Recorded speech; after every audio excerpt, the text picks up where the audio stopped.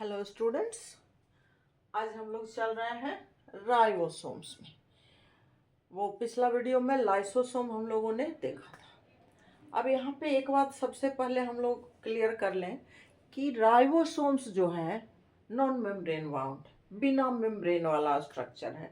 तो इससे पहले हम लोगों ने जो भी स्ट्रक्चर देखा सबके ऊपर मेम्ब्रेन था, सिंगल हो डबल हो, और इसलिए उसके अंदर semi fluid substance, basic substance भरे हुए थे। यहाँ चूंकि विदाउट मेम्ब्रेन है, ये नॉन मेम्ब्रेन बाउंड, यानी मेम्ब्रेन नहीं है इसके ऊपर, न सिंगल न डबल, तो ये ग्रैनुलर स्ट्रक्चर है, सेमी फ्लूइड या सेमी लिक्विड फॉर्म में नहीं है, ग्रैनुलर या दानेदार स्ट्रक्चर है। ये फिगर है आपका, हम लोग 9th क्लास में भी राइबोसोम थोड़ा सा पढ़ चुके हैं, चूंकि एंडोप्लाज्मिक रेटिकुलम के ऊपर भी मिला था और हल्का सा राइबोसोम वहाँ भी हम लोग पढ़े हैं।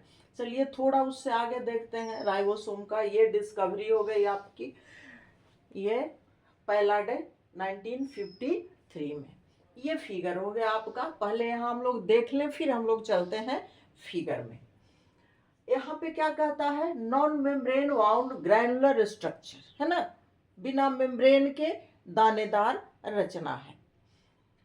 Found in prokaryotic and eukaryotic cells. ये प्रोकैरियोटिक सेल्स में भी पाया जाता है और सारे यूकैरियोटिक सेल्स में भी पाया जाता है। प्रोकैरियोटिक सेल और यूकैरियोटिक सेल दिमाग में थोड़ा सा लाइएगा तो आ जाएगा। प्रोकैरियोटिक सेल में आपके हो जाएंगे बैक्टीरिया एंड आर्किया, और बाकी सारे यूकैरियोट में आ जाएंगे। वेल मेंटेन न्यूक्लियस जिनका होगा, तो बैक्टीरिया में वेल मेंटेन न्यूक्लियस नहीं होते हैं। यूकैरियोट में आपका आ जाएगा plants, animals, fungus and protista.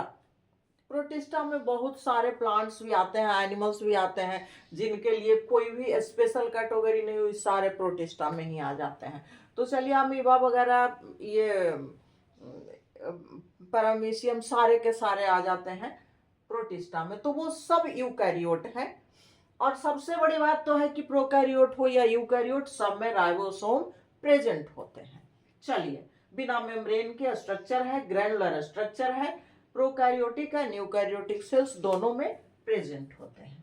Prokaryotic and eukaryotic cells दोनों में प्रेजेंट होते हैं। अब ये बना किस चीज का होता है, मेड ऑफ राइबोसोमल आरएनए और आरएनए एंड प्रोटीन्स। राइबोसोम्स जितने भी हैं वो राइबोसोमल आरएनए और प्रोटीन के बने होते हैं। थोड़ा सा यहाँ पे हम लोग, प्रोटीन तो सबके दिमाग में होगा, थोड़ा सा आरएनए पर चर्चा कर लें। मैं पहले भी चर्चा कर चुकी हूँ। आरएनए एंड डीएनए सेल के न्यूक्लियस में होता है, दोनों जेनेटिक मटेरियल हैं। आगे हम लोग स्ट्रक्चर पढ़ेंगे डिटेल, दोनों जेनेटिक मटेरियल हैं। अब आरएनए भी कई तरह का होता है, यानी आरएनए इज ऑफ 3 टाइप्स। 3 तरह का आरएनए होता है, transfer RNA, messenger RNA and ribosomal RNA. मैं लिखूंगी नहीं, मैं पहले कोई भी वीडियो में बता चुकी हूँ या लिख चुकी हूँ। तो ये कहता है कि किसका बना होता है, राइबोसोमल आरएनए का और प्रोटीन का। राइबोसोमल आरएनए एंड प्रोटीन्स दोनों को मिला करके और राइबोसोम बने होते हैं, यानी आरएनए और प्रोटीन का। आरएनए में याद रखिएगा राइबोसोमल आरएनए और आरएनए एंड प्रोटीन्स के बने हो गए। अब कहता है ribosomes are of 2 structural type. Ribosome 2 तरह के होते हैं, खूब याद होगा आप लोग को, 80S and 70S। 80S eukaryotic cells में एंड 70S प्रोकैरियोटिक सेल्स में, और क्लोरोप्लास्ट में भी और माइटोकॉन्ड्रिया में भी। सेमी ऑटोनॉमस ऑर्गेनेल्स हैं ये दोनों, इसलिए उनमें भी राइबोसोम प्रेजेंट होते हैं, बट 70S ही होते हैं। तो चलिए ठीक है, 80S और 70S। अब कहिए कि तो ये डिवाइड किया 2 तरह का, तो कहता है 2 स्ट्रक्चरल टाइप, यानी स्ट्रक्चर के अकॉर्डिंग 2 टाइप्स के होते हैं। इनका रचना जो होता है वो कैसा होता है, उसके अनुसार 2 तरह के होते हैं। इसका मतलब कि कोई और भी 2 तरह के हो सकते हैं, या 3 कोई और भी टाइप इनका हो सकता है। तो चलिए हम लोग वेल नोन जो है उसी को देखते हैं पहले। कि ये दो तरह का होता है अकॉर्डिंग टू स्ट्रक्चर, बनावट के अनुसार। तो स्ट्रक्चर इसका क्या है भाई, 80s एंड 70s, दो तरह का, यूकैरियोटिक में 80s, प्रोकैरियोटिक में 70s। तो each ribosome has two subunit, large subunit and small subunit।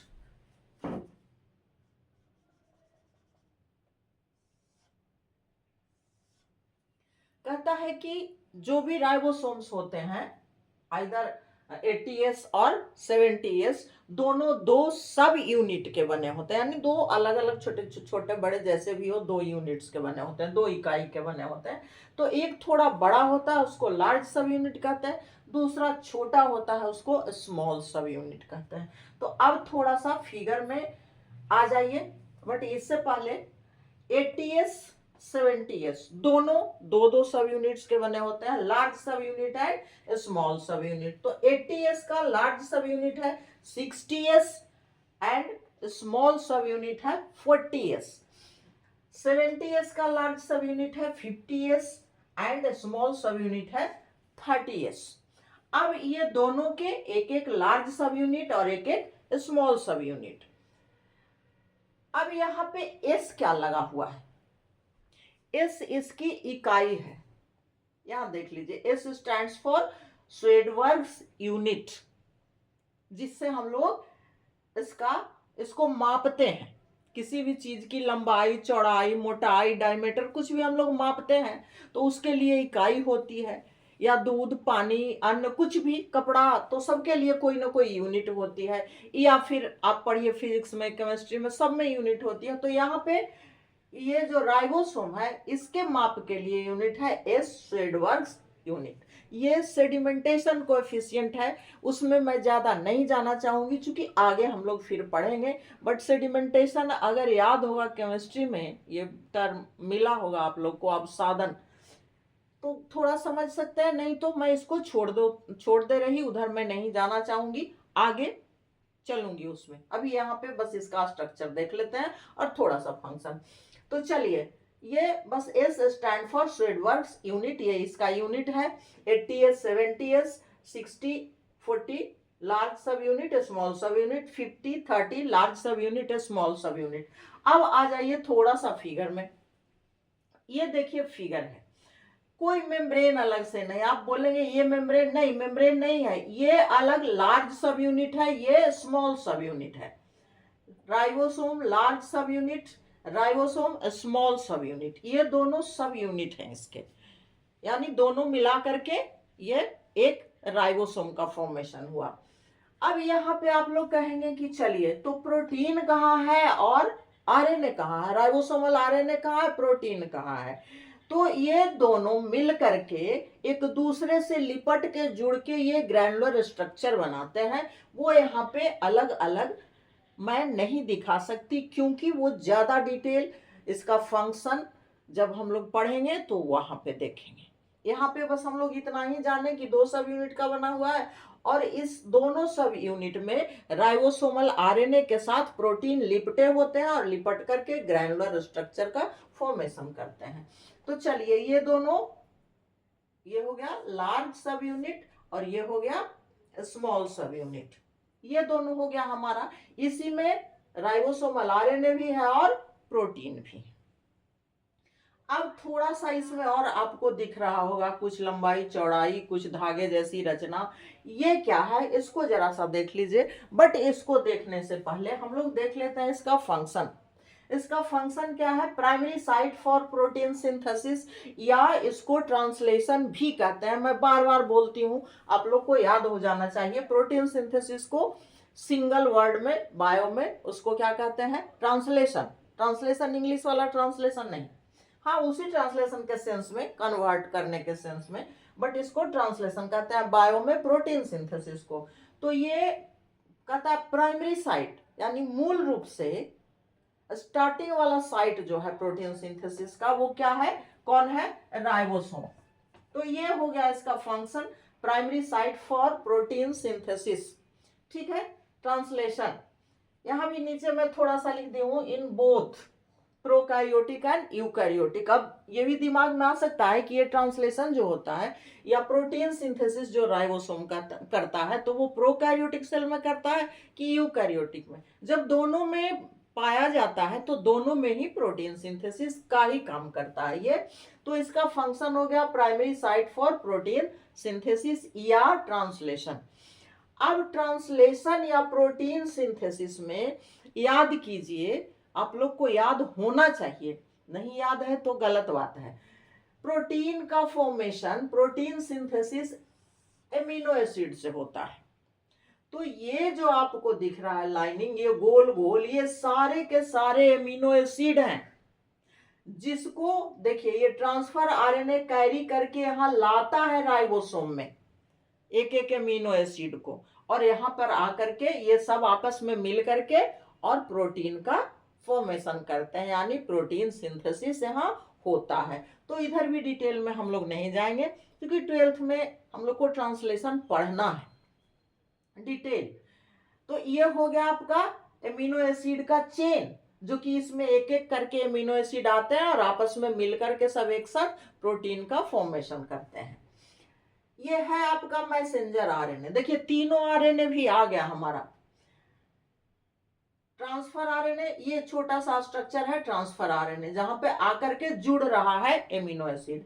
और ये हो गया मैसेंजर आरएनए, इसमें मिले हुए हैं राइबोसोमल आरएनए। तो तीनों आरएनए मिल गया हमको।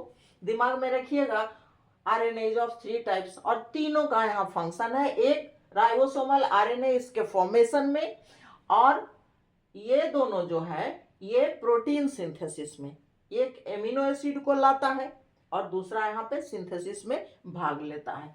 तो ये स्ट्रक्चर मैसेंजर आरएनए हो गया। ये हो गया आपका एमिनो एसिड का चेन, एमिनो एसिड आ रहा है इसमें प्रोटीन सिंथेसिस के लिए। ये राइबोसोम का छोटा सब यूनिट, ये बड़ा सब यूनिट, मेम्ब्रेन नहीं। तो ये हो गया स्ट्रक्चर हमारा राइबोसोम का। एक बार मैं फिर से बोल दूं, ये डिस्कवरी छोड़िए, नॉन मेम्ब्रेन बाउंड, यानी कोई मेम्ब्रेन नहीं इसके ऊपर, ग्रैनुलर स्ट्रक्चर, दानेदार स्ट्रक्चर होता है। और ये प्रोकैरियोटिक यूकैरियोटिक दोनों सेल्स में पाए जाते हैं आराम से।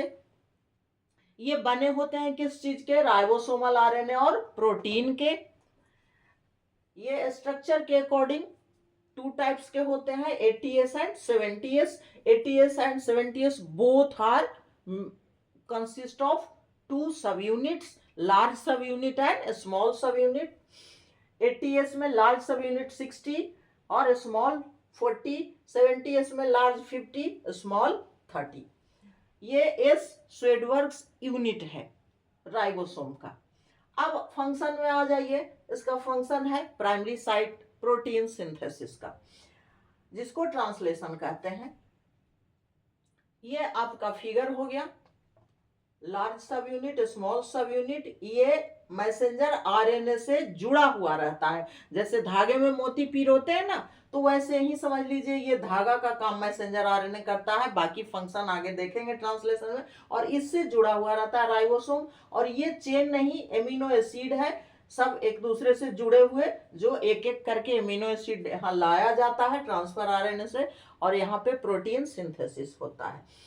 फंक्शन भी इसका हो गया प्रोटीन सिंथेसिस। अब नीचे एक वर्ड और है पॉलीराइबोसोम। इसकी भी चर्चा हम लोग कर चुके हैं, बट फिर एक बार थोड़ा सा दोहरा दे रही कि यहाँ पर ये प्रोटीन सिंथेसिस करता है, तो सिंगल राइबोसोम भी प्रोटीन सिंथेसिस करेगा। लेकिन कभी कभी ज्यादा अगर प्रोटीन की आवश्यकता हो जाती है, तो उस सिचुएशन में ये क्या करता है कि देखिए मैसेंजर आरएनए से अटैच हैं राइबोसोम्स। तो देखिए यहाँ पॉलीराइबोसोम, पॉली मोर देन 1 और मोर देन 2, तो पॉली कह सकते हैं। Often multiple ribosomes attach to a single strand of messenger RNA। कहता है कि एक सिंगल मैसेंजर आरएनए के स्ट्रैंड से, यानी मैसेंजर आरएनए के एक धागे से एक से अधिक राइबोसोम अगर अटैच हो जाए, दैट्स कॉल्ड पॉलीराइबोसोम और पॉलीसोम। पॉलीसोम भी शॉर्ट में कह सकते हैं, जैसे बायोलॉजी को बायो कहते हैं हम लोग, लाइब्रेरी को लैब बोलते हैं हम लोग, तो ऐसे पॉलीसोम भी कह सकते हैं। often multiple ribosomes attached to a single strand of messenger RNA. Messenger RNA के एक स्ट्रैंड से बहुत सारे राइबोसोम अगर जुड़ जाते हैं, दैट्स कॉल्ड पॉलीसोम। और इसका फंक्शन क्या हो जाएगा? Rapidly protein synthesis. अगर सिंगल है तो थोड़ा थोड़ा धीरे धीरे प्रोटीन सिंथेसिस करेगा, लेकिन अगर बहुत सारे राइबोसोम अटैच हो जाते हैं तो फास्टली, तेजी से, रैपिडली प्रोटीन सिंथेसिस करेगा जब ज्यादा रिक्वायरमेंट हो तब ये सेल में, इसलिए पॉलीसोम का भी फॉर्मेशन करता है। अब आ जाइए नीचे, देख लीजिए थोड़ा सा, ये मैं बता देना चाह रही हूं आप लोग को थोड़ा सा।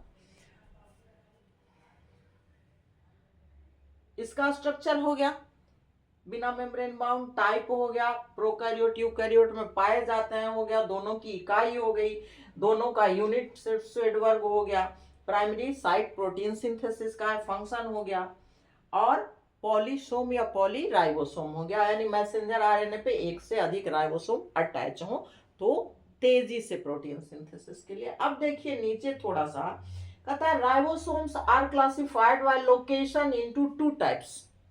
कहता है कि राइबोसोम, हम लोगों ने ऊपर में पढ़ा structural classification, structural type, structure बनावट के अकॉर्डिंग दो तरह का होता है, लेकिन ये कहता है कि ribosomes are classified by location into two types. Location के अकॉर्डिंग कि कहाँ पाया जाता है उसके अकॉर्डिंग राइबोसोम दो तरह के हो गए।